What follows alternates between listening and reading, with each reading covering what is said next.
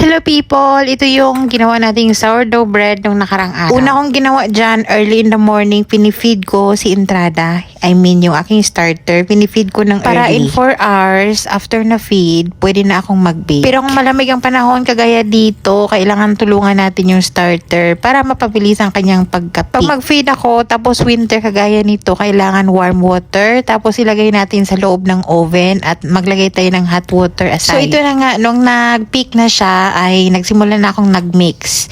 So nag-mix ako dyan ng 200 grams ng active starter, 720 grams ng warm water, 1,040 grams ng all-purpose flour, and 24 grams ng salt. Una, i-mix muna nating mabuti yung warm water and active starter. Saka natin isunod yung flour and the salt. Ang gamit ko pala dyan, all-purpose flour. I-mix lang natin yan until magkaroon tayo ng shaggy dough. Basta kailangan yan, wala na siyang dry na flour, na buo-buo. Kinabiran ko yan and I leave it for 1 hour. Then after 1 hour, using wet hands, kailangan natin umpisahan yung stretch and fold. Gagawin natin to 4 sets ng stretch and fold and 30 minutes interval. Sa first set, medyo sticky talaga. Hindi lang medyo, super sticky talaga yung ating dough. So kailangan natin yung water talaga aside para ilalagay natin yung ating hand dyan para hindi madikit. And this is the second set ng stretch and fold. So napapansin nyo medyo stretchy na siya and hindi na siya masyadong madikit. Kung gusto nyo din na mag-mix kayo ng brown flour, mag-less kayo ng 50 grams ng all-purpose flour na white and mag-add kayo ng brown flour na 50 grams. So this is the third times ng stretch and fold. So instead of stretch and fold, yung ating ginamit ay coil folding. So it's up to you kung imimix nyo yung stretch and fold or coil folding lang lahat or stretch and fold lang lahat. Depende yan sa inyo. Basta kailangan lang natin gawin to para matulungan natin yung ating flour para mag-activate yung gluten. And dito napapansin nyo, volume na siya and meron na siyang mga bubbles konti. So ibig sabihin, maganda yung ating nagawang dough. And rest ulit ng 30 minutes and after 30 minutes gawin natin yung pinaka last set ng coil folding. So this is the last one. So i-coil folding lang natin yan until kaya natin siyang i-fold na hindi masira or hindi mag-tear apart yung dough para hindi masira yung gluten. And after nito ay transfer ko yan sa lagayan na may takip. Pwede naman yun and tatakpan natin yan ng cling film or kung anong pang takip. Pero ito kasi, meron na kasi siyang takip. And pinarest ko yun ng 4 hours. And dapat ganito na yung kanyang top. Marami na siyang bubble sa top and jiggly. And hindi na siya masyadong sticky. And matatanggal siya kusa pagka natin, flip up. Ganyan. Pagka matanggal siya na kusa, ibig sabihin, maganda yung pagka-ferment niya. So, after ng stretch and fold kanina ng 4 set ng 30 minutes apart, ay pinarest ko yun ng 4 hours, okay? So, hindi familiar dito. Basta pinarest ko yun ng 4 hours nang hindi siya ginagalaw. And tinutulungan ko siyang, naglagay ako ng warm water aside para matulungan siya na alsa. Kasi nga winter dito. So hindi hadlang yung winter season para makagawa tayo ng magandang tinapay. Itong recipe na to ay 2 loaf na to na magagawa. So kung gusto nyo ng isa lang, hatiin nyo yung recipe para isa lang yung magagawa. Pwede nyo nga itong gawing 4 kung gusto nyo ng mini. And itong nauna ay plain yung ginawa ko. Plain yung uunahin natin para hindi siya madikitan ng mga flavor dyan. So, yung ating surface kasi dyan ay limited lang. Kaya, uunahin natin yung plain. So, lagi akong gumagawa ng plain dito. So, ito yung pinakauna kong may flavor na sourdough bread. Itong panghuli. So, ito yung ilalagyan ko ng chili na may cheddar cheese, na may mozzarella, na meron siyang green onion. Ay, nung Christmas pala, nakagawa tayo ng ubi sourdough bread. Pero madali lang naman yun. Hindi kagaya nitong inclusion na to, medyo kailangan talaga ng matinding focus. Kasi nga, may oil, may cheddar, basta maraming kaganapan sa loob. So, mahirap siya pagka nasira yung dough.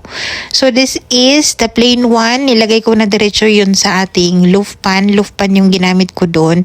And, naglagay tayo doon ng flour ha, para hindi madikit doon sa tela. And, i-ferment natin yun 24 hours sa fridge or overnight. So, ito na yung ating merong inclusion. So, yung inclusion ko nga dyan na nilagay, cheddar cheese, mozzarella, and yung chili oil. Chili oil na meron siyang strips na pahaba na mga ginupit-gupit na mga chili na skin. Basta parang siya, chili crunch, parang ganun. Basta may mga chili na mga hibla-hibla ng skin ng chili. Super anghang yan, parang Korean siya, chili, parang something ganun. Basta maanghang yan talaga siya.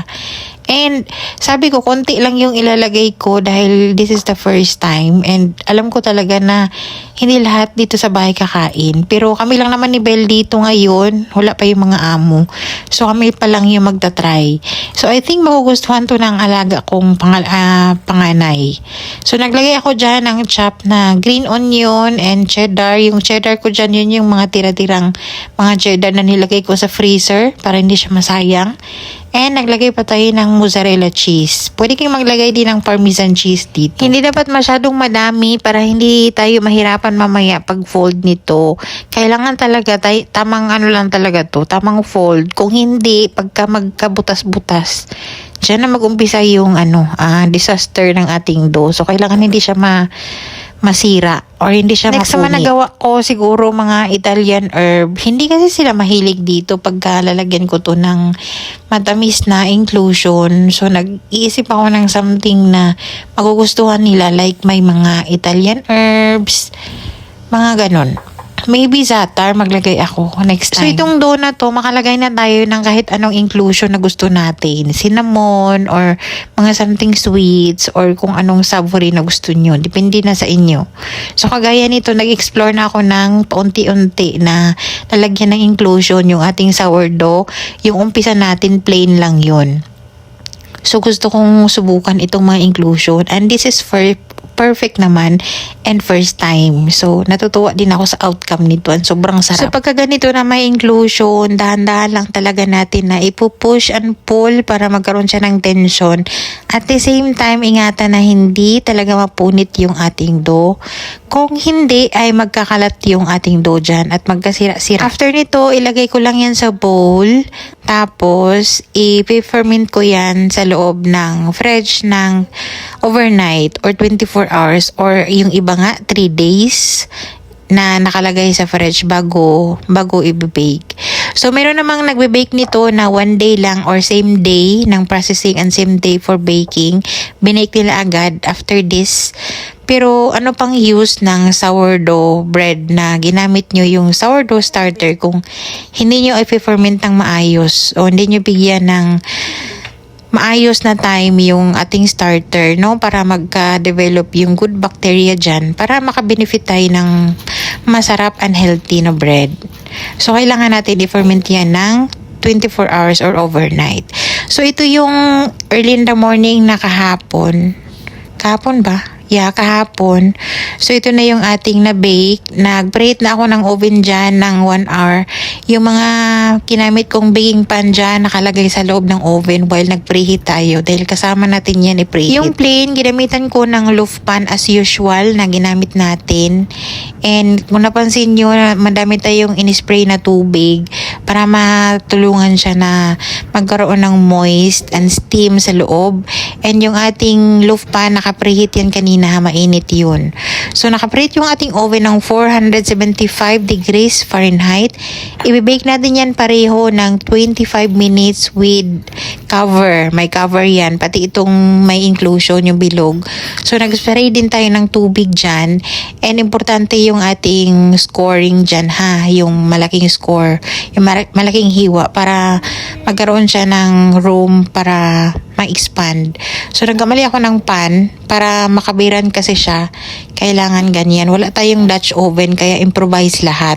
And yung mga pinabili ko kay amo, talagang drawing na lang siguro yun dahil until now hindi pa dumating. Parang nakalimutan niya na siguro talaga yun. And hindi na ako din nagpabili uli. Nahiya na rin ako. Hayaan nyo na. Baka sa susunod ako na lang siguro ang bibili ng mga gamit-gamit na mga medyo ano lang naman mura. And binay ko to ng 25 minutes with cover. And dinanggal ko yung cover. Tapos binay ko uli ng 15 minutes until ganito na yung kulay niya. And it's done.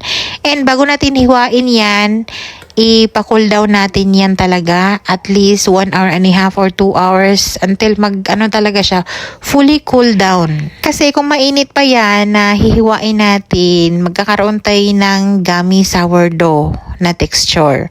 So hintayin natin yung steam na mag-develop pa sa loob bago natin siya i-cut. So binay ko kasi to bago kami umalis kahapon dahil nag-supermarket kami ni Belle, namili ng mga gulay-gulay. So after ng supermarket, syempre malamig na yan. So ito na yung ating taste test and the crumb test. Sobrang sarap and sobrang natutuwa ko sa outcome. Ang ganda ng kanyang texture, ang kanyang crumb. Perfect. Itong tinapay na to, hindi ako magsasawa sa pag-bake talaga nito. Talagang nagugustuhan ko yung bread na to and naaaliw lang ako habang gumagawa ako nito. Iwan ko ba? Sa mga nahihirapan sa akin habang nanonood dyan, hindi ako nahihirapan mga mi. Ito yung isa sa mga stress reliever ko dito, lalo na pagka maganda yung outcome ng binibake ko. Talagang masarap sa feeling. Sa mga nagme-message, nagpi-PM na manghingi ng advice, manghingi ng tulong kung paano ko pinalsa, paano nila paalsahin yung kanilang starter. Nalulungkot ako sa iba dahil sobrang tagal na, mag-1 month na nga yung kanilang starter, hindi pa rin umalsa. So, pwede ko palang bigyan kayo ng mga starter dyan. Kunti lang naman yung kailangan talaga. Kaso lang, pahirapan dito dahil hindi tayo makalabas-labas and hindi pwedeng labas-pasok yung mga tao dito na hindi alam ng mga amo. Mahirap na. So, nagbe-bake ako ng sourdough. Na-excite ako sa crumb niya. Tinitingnan ko siya kung ano. Look at this. Oh my God. Sa mga nag-start na gumawa ng starter, good luck sa inyo. Kaya nyo talaga yan dahil kinaya ko. Pantay yung kanyang pantay yung kanyang mga butas-butas. Diba? Parang habang tumatagal si Entrada, nagiging siya. Wala ka nang maipipinta sa kanya. Look at this.